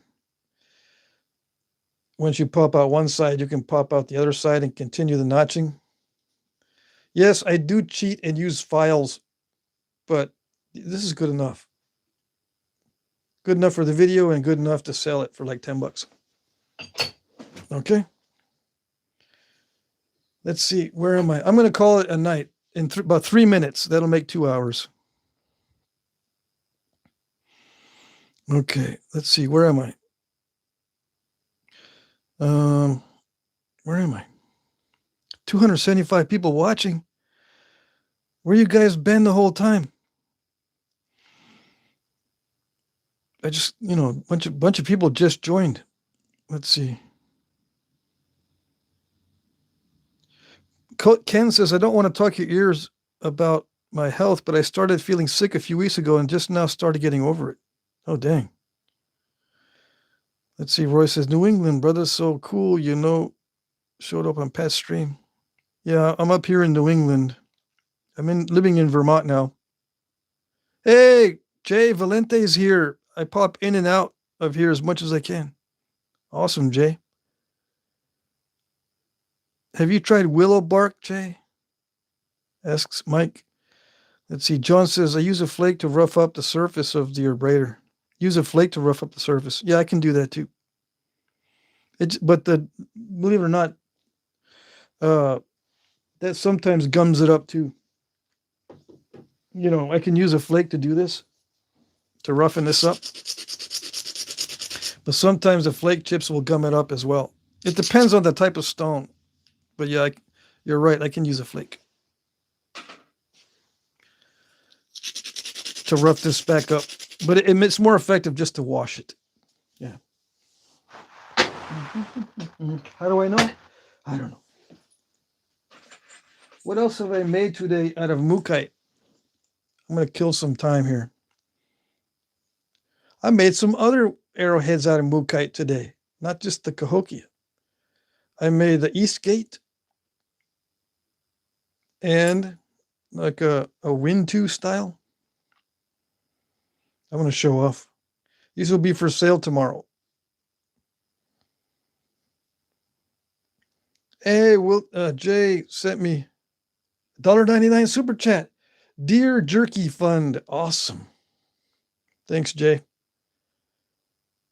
So these are all Mookaite. Okay, this was just a solid red piece of Mookaite. Yeah. So these will be all available tomorrow. I was going to nap some Knife River Flint on video tonight, but I didn't have time. Messing around with that cahokia point. I might do a video on this tomorrow. We'll see. I'm doing a live stream tomorrow, so I'll probably do some Knife River Flint unless someone asks for something else. Yeah. I know everyone's been asking for, not everyone, a lot of people have been asking for obsidian. All right. So if you're wondering what this book is, it's this book here, Stone Artifacts of Texas Indians. I have several books. This is a good book for Texas artifacts. This is for everything. The Overstreet Indian Guide has the whole United States. And the good thing is these are actual size in most cases. It'll tell you if it's not actual size. But this is the actual size of the points. These are Lost Lakes. Now, there are prices in here to give you an idea how much the artifacts are worth, but they're not always correct. Okay, you want to know the name again? Just take a screenshot. And don't pay more than $40, because if you do it, you got ripped off. Okay? Only 99 people watching. I lost 200 people? No, I lost about 150. So they don't get to see the names of the books. That's their loss. Let's see.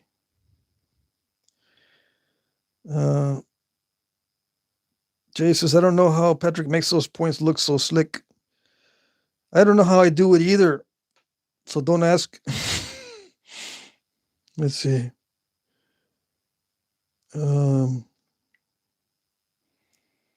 Yeah, no drug chat in the chat. Let's see. What's going on in the chat? Thanks for the live, says Jim Main. Oh, you're welcome. All right, so it is now. I've been blabbing for 2 hours and 2 minutes, so I'm going to call it a night. Yep.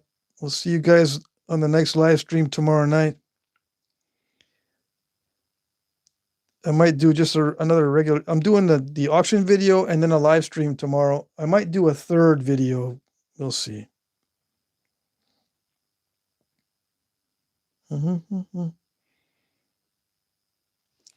Yeah, these are not chips. This is a pattern for a shark knife that I'm going to make. This is the tail. I'm going to make these pieces out of obsidian. And see those dotted lines? That's where the handle goes. This is a template for a shark knife. It's an effigy shark knife. And the handle is in the middle. Okay? I don't know if you can imagine it. I showed it a little bit earlier. I guess I should have showed it more often.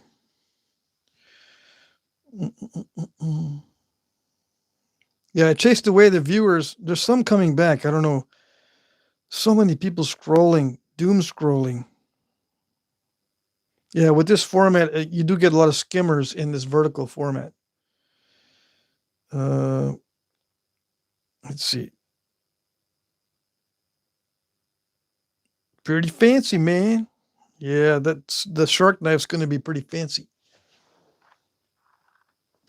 Yeah.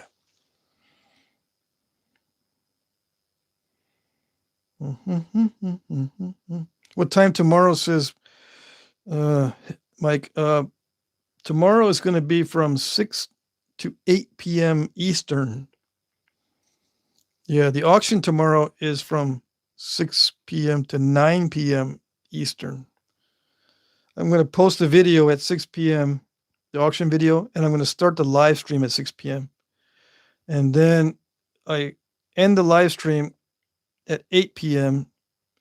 and then declare the winner of the auction an hour later at 9 p.m. Okay, it's not a live auction. I have the items that you can bid for in the comment section of the video, of the auction videos. You can just look at my previous auctions. Yeah. What kind of handle for the knife? I've got a lot of different pieces of wood. I'll probably use Osage for the handle. Yeah, it's going to be a yellow shark, I know, but oh well. I don't care. Eventually, it'll get darker over time. I have a lot of Osage for handles saved up. I've also have, you know, a bunch of other. I got walnut and I got cherry. Oh, I got so many different little pieces for knife handles. I stopped making knives because they don't sell very well, comparatively speaking. For the time I put into it, it's better if I just make points. Mike Mason's duck hunting today? Awesome. Yeah, I can stain the wood any color I want. Yes, yes. That is true. All right, I'm going to call it a night. We'll see you guys later. Good to see everybody. I'm surprised there's this many of my normal loyal viewers. I didn't think any of you guys would be able to stay up this late. Okay, I'll see you tomorrow. Take care, everybody. I'm going to end the live stream. Yep. Take care. Bye-bye.